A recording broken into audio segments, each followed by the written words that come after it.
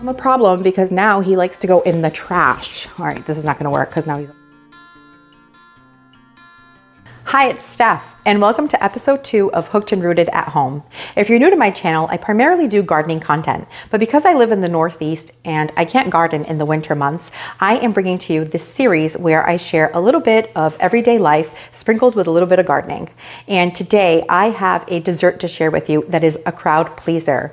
If you have any events to go to for Thanksgiving or the holidays, this is a really great dessert. Do you like cheesecake and chocolate chip cookies? Well, if you do, we're gonna combine the two and we're making chocolate chip cheesecake squares. Anytime I go to a party, this is highly requested and it always goes. So let me go ahead and share the ingredients with you. It is delicious, it is easy to make, and only 5 ingredients.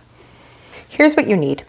2 bars of softened cream cheese, 2 eggs, a half a cup of sugar, and a teaspoon of vanilla extract, as well as a extra large or a large roll of cookie dough. This here is a 30-ounce cookie dough. I've had this cream cheese on the counter for about 2 hours for it to soften. I'm gonna add it to my bowl, along with a half a cup of sugar,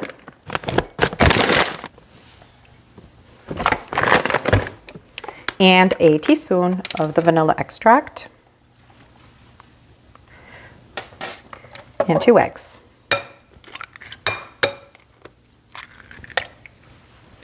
And then you're just going to beat it at a medium speed until it all combines.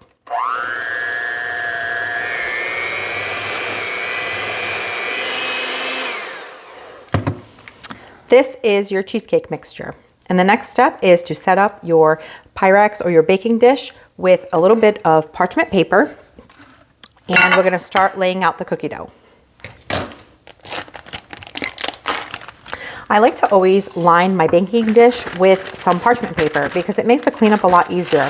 And in this case, because we're gonna have to let this dessert cool before we cut it, it's also going to be really easy for me to lift the dessert out of the baking dish if I have it lined with some parchment paper.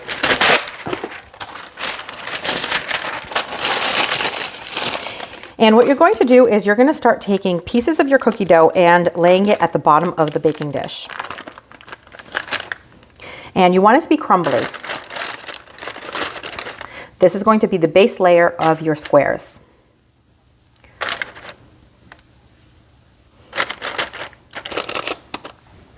Once you have the bottom all covered, or mostly covered, you want to leave a little bit of space because these are going to expand as they bake. You're going to go ahead and put your mixture, cream cheese mixture, right on top.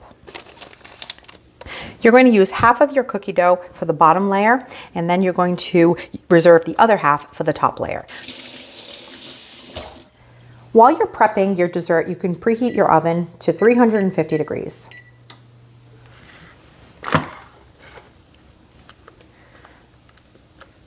So you want to make sure that you just cover the cookie dough evenly, and it will settle once it's in the oven, so you don't have to worry about that too much. All right. And now you are going to repeat the cookie dough layer with the rest that you saved on top. And again, you're just going to crumble it right on top. And it's actually, I like to just leave some space in between so that you can see that there's cheesecake in the dessert once it bakes up. So I leave a little bit more space between the cookie dough on top than I did at the bottom. And that is it. So now this is going to go into your 350 degree oven for about 50 minutes. And you just want to keep an eye on it. You want it to be golden. 50 minutes just about does it for me at 350 degrees.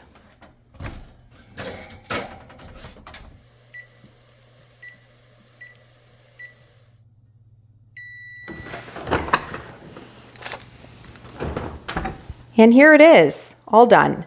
So now I'm going to leave it on top of my stove for about an hour for it to cool off. Then I'm going to cover it with some aluminum foil and throw it in the refrigerator overnight. It makes it a lot easier to cut if it's had some time to chill.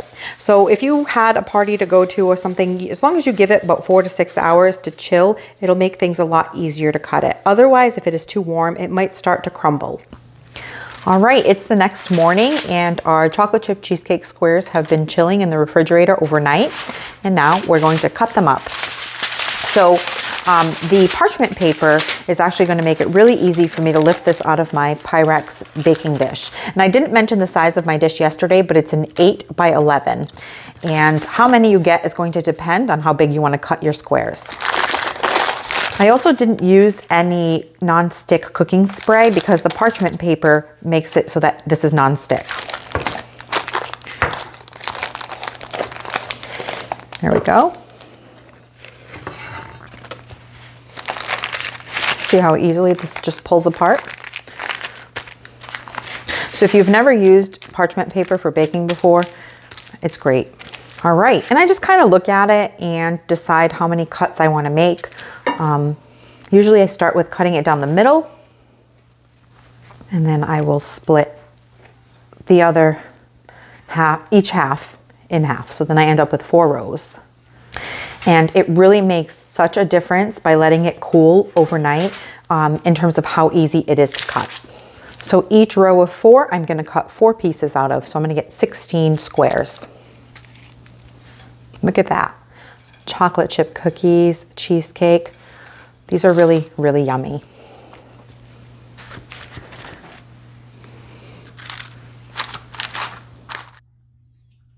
Type out the recipe and the details of how to make these in the description of the video below. I'm going to make these again in a couple of weeks for Thanksgiving, and my garden assistant agrees. He's been waiting to eat one since they were baking last night, right? They're really good. Yeah. And he's hoping for some crumbs. Yeah. And then this guy, the kitchen vacuum. Rocco, you're not going to get any. In episode 1 of Hooked and Rooted at Home, I shared with you that I have a hobby of crocheting. And most of the time when you watch one of my winter videos, I will be wearing a hat that I've made myself. In the past, I had gone to vendor and craft fairs prior to 2020, and I was able to sell my hats that way. But in the last couple of years, I only make a few each year, and I've been mostly selling them locally. And during that video, I did have a lot of interest in my hat, so thank you so much for that. If you are interested in purchasing one of my hats, I'm going to be finishing these up as well as photographing them in the next couple of days. And then I will make a post on the community tab of my channel. When I do that, if you're interested in purchasing a hat, you can just email me with your color selection and I can send you a PayPal invoice. So wanted to give a quick update on my Hooked and Rooted hats that I'm working on. We recently got our first frost, and last weekend when I was looking at the forecast, I saw that it was coming, and I decided that I would try to overwinter my Mandevilla. Now, Mandevilla is a tropical plant and it's not frost hardy. So here in my zone 6, if I want to try to keep it until next season, I would have to overwinter it in my basement or indoors. I purchased this Mandevilla at the Home Depot last spring, sometime at the end of May, and I bought quite a few of them. I usually put them in my shed window boxes, and then I have some tall planters both by the shed and in front on my front porch. And they looked really beautiful all season. But because I bought so many of them, it was quite expensive, and I thought, well, I think I'm going to try to overwinter these again. And I say again because a couple of years ago, I actually did try to overwinter Mandevilla. And while it did survive the winter in my basement and it started to leaf out, they took a really long time to start setting buds and blooming. So I decided the year after that I would just buy a bunch of new ones and skip the overwintering process. But after I spent quite a bit of money on them this year, I figured I'll give it another shot and I'll do things a little bit different. So what am I going to do differently?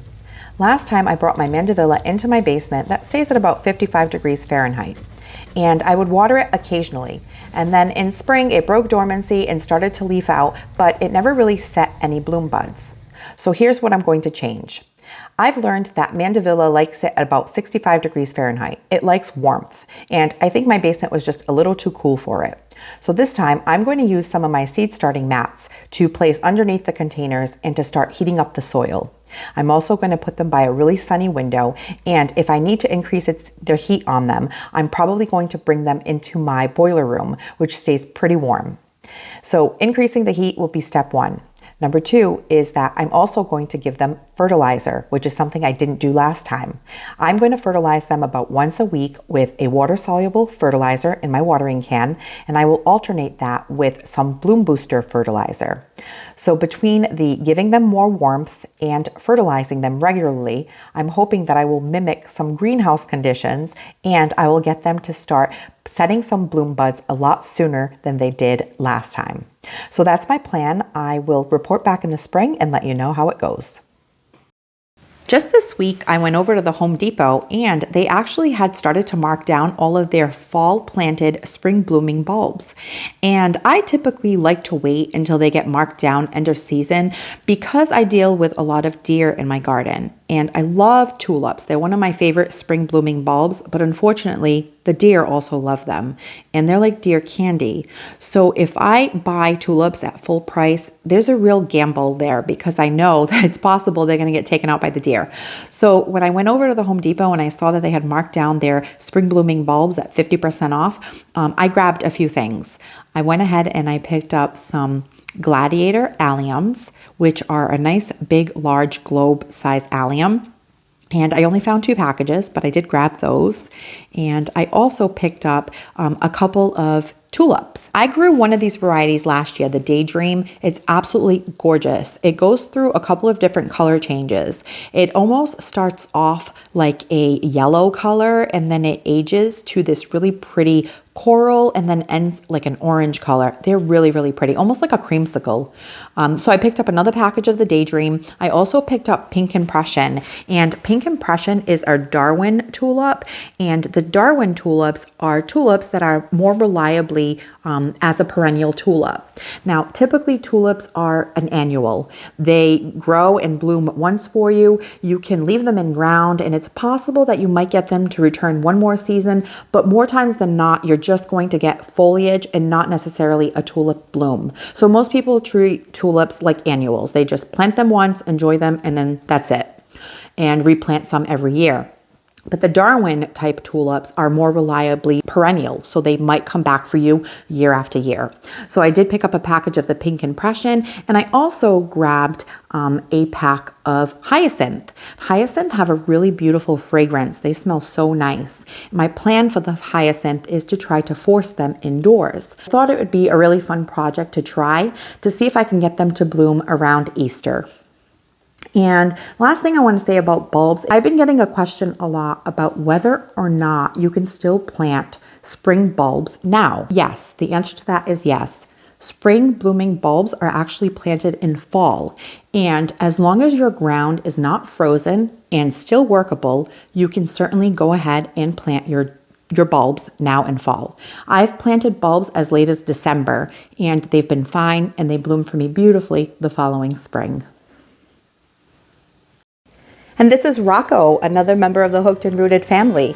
You'll most often see him on cooking segments because he loves to try to get snacks, which has become a problem because now he likes to go in the trash. All right, this is not gonna work because now he's all jacked up about the snacks. We actually had to put an alarm on our trash to keep him from going in there, right? He knows what I'm talking about, which is why his ears are back. But he's very snuggly. We actually call him Velcro Dog. But that is Rocco. Thank you so much for spending your time with me on episode 2 of Hooked and Rooted at Home, and we will catch you in the next one. Thanks for watching this video. If you liked it, please hit the thumbs up button, and please consider subscribing so you don't miss any of my future videos. And we'll see you soon.